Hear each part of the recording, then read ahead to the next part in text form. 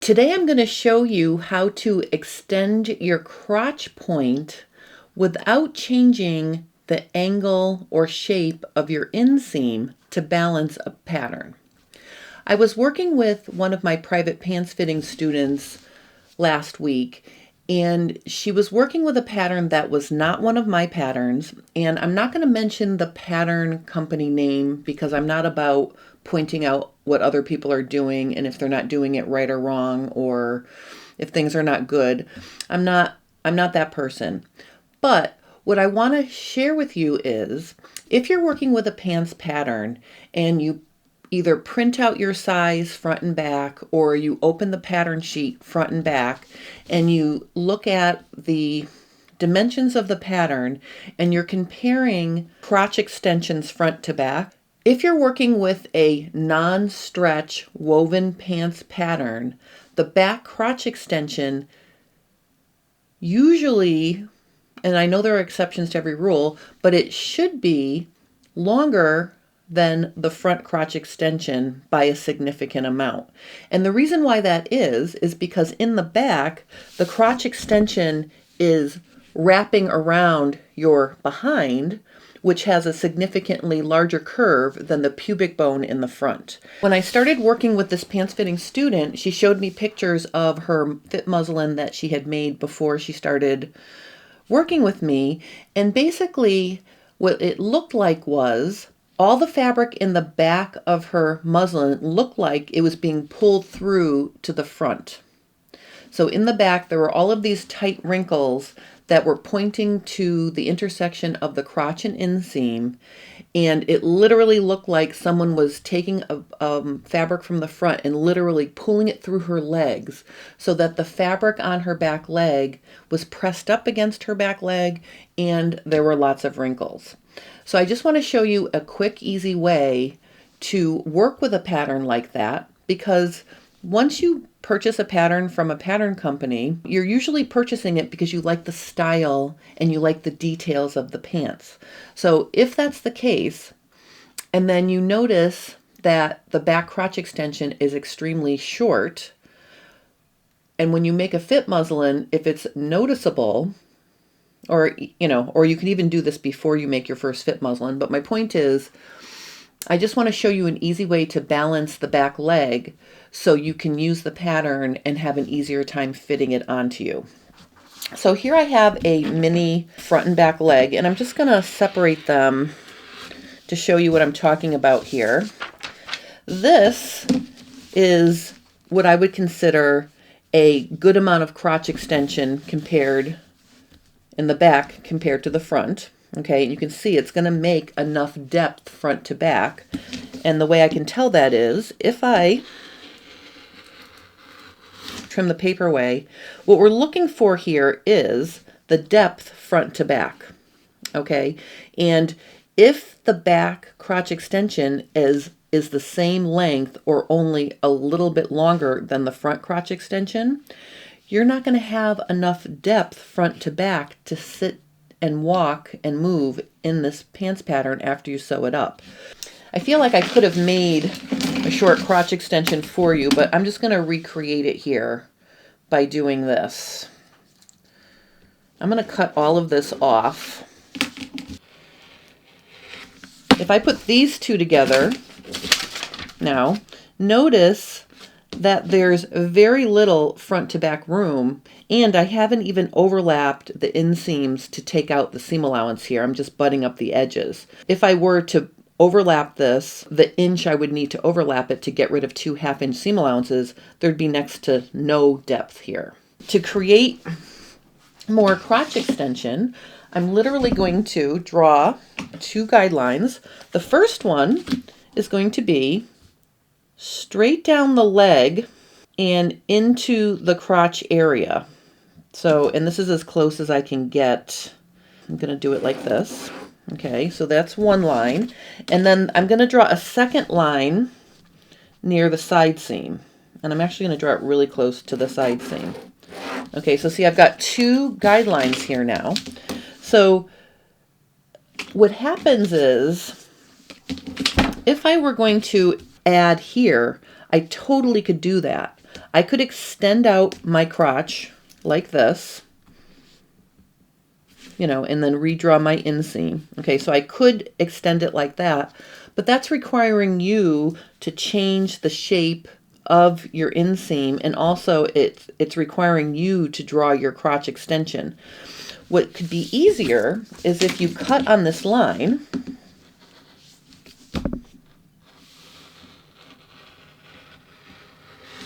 okay, and then stick yourself a piece of paper along the cut edge of the main part of the pant.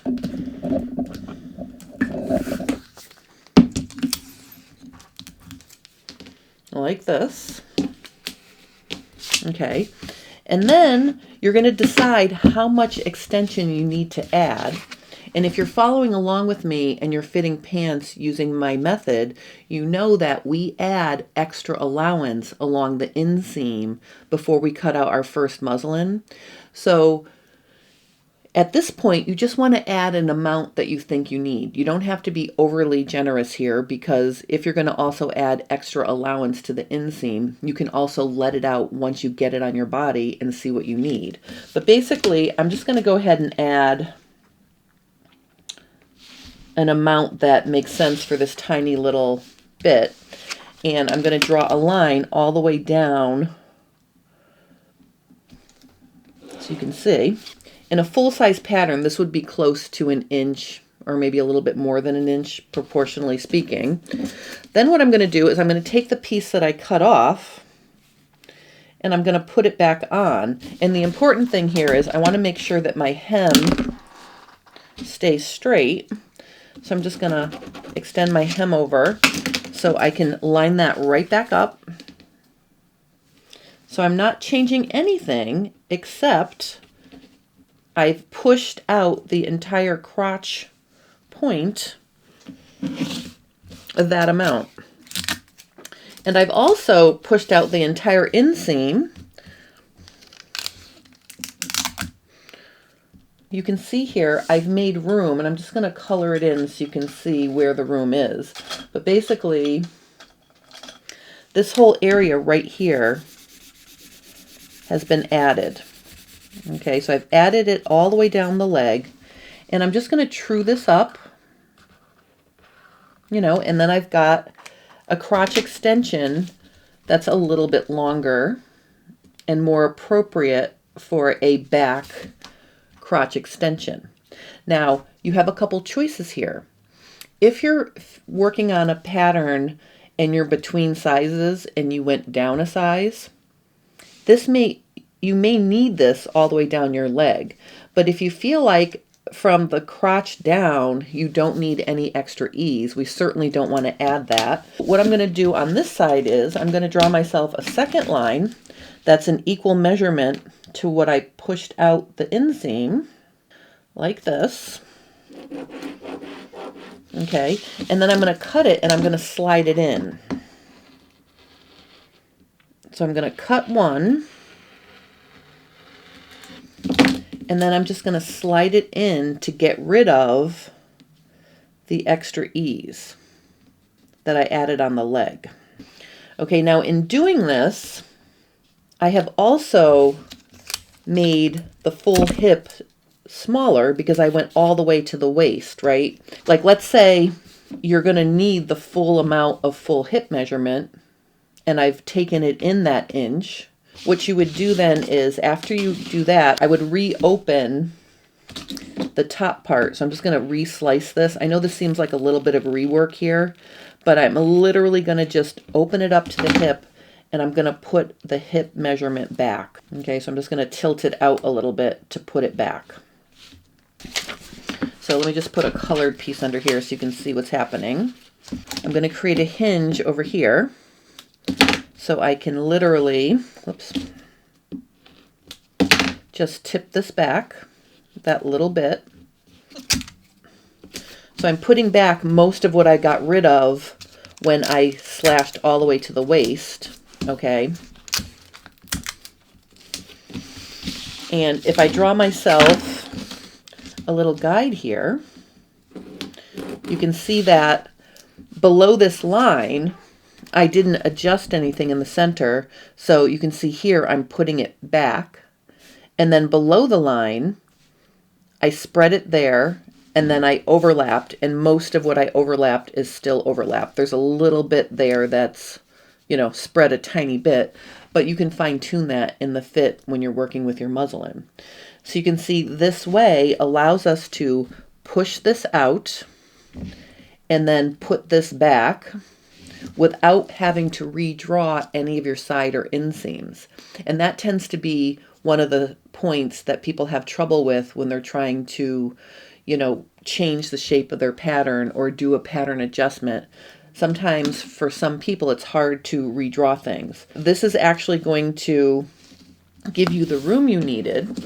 And then the final thing you're going to want to do is once you push that out, you're going to want to line up the tops of your inseams, and you just want to check and make sure you have a nice shape front to back. And you can see this is a nice shape front to back. So this area is what I'm talking about right here. And notice how much more depth we have now. All of this now, you have much more reasonable, like a reasonable amount of depth. This adjustment is for working with patterns where you need to significantly lengthen your crotch extensions, and it could be also for your body shape. So let's say you're working with a pattern and it's got a crotch shape that's appropriate for a back leg. You can use this method to also increase your crotch extension without having to redraw your crotch point. I did a video a while back where I showed where extending the back crotch point can create a hinge and cause the hem to rotate in, because if you do something very dramatic and then you come in at a hot point, so like if I were to draw it like this, let's say, something really severe here, sometimes pushing out the crotch extension and then blending back at the knee can actually create a hinge right here, and then it swings the bottom of the leg out. So slashing and spreading the entire inseam will prevent that from happening.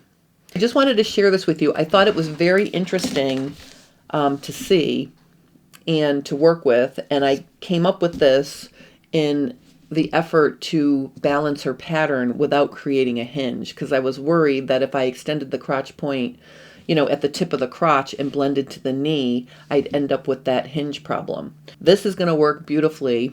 And actually, I tested it in my in-person pants fitting class to balance the back leg, and it worked really, really well. So I have tested this with some of my own students in person as well. I hope this helps you if you're working with a pattern and you need to extend your back crotch extension significantly. If you have any questions or comments, please post them below. If you're enjoying my content, consider liking and subscribing to my channel because it helps me grow faster. And I just want you to know I appreciate each and every one of you for checking in with me and fitting along with me. So thank you for watching and have a wonderful rest of your day.